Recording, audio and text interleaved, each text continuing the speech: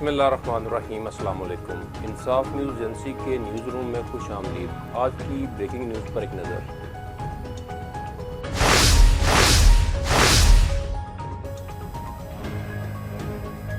गुजरात से एक अफसोसनाक खबर शामिल करते हैं। गैरत के नाम पर बीवी पर पेट्रोल छिड़ककर कत्ल करने वाला खावंद गिरफ्तार।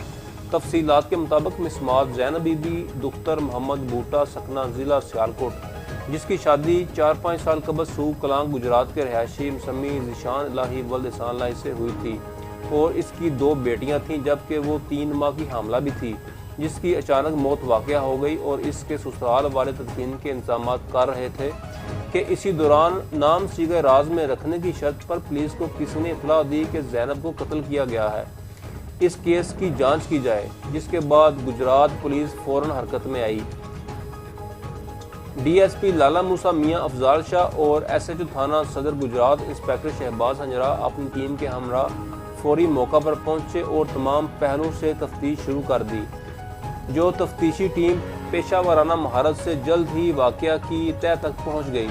इस्मात ज़ैनब को उसके जालिम खामन और ससुर ने कत्ल किया था और मुकदमा से बचने के लिए बगैर किसी को इत्तला किए मकतूला को चोरी छुपे दफनाने की कोशिश कर रहे थे। पुलिस ने मकतूला के वालिद की मदयत में कत्ल का मुकदमा दर्ज करके मुलजम खामद ज़ीशान इलाही और ससुर एहसान इलाही को गिरफ्तार कर लिया, जिन्होंने दौरान इंटेरोगेशन इंकशाफ किया कि ज़ैनब का किरदार मशकूक था, जिसकी वजह से हमने इस पर पेट्रोल छिड़कर आग लगा दी, जिससे वह बुरी तरह झुलस गई और जख्मों की ताब न लाते हुए जाँ बहक हो गई। हमने वाक़या को छुपाने और मुकदमा से बचने के लिए फ़ौरन ही कब्र तैयार करवा कर नमाज जनाजा का वक्त भी मुकर्रर कर दिया था। गिरफ्तार मुलज़मान से मज़ीद तफ्तीश जारी है।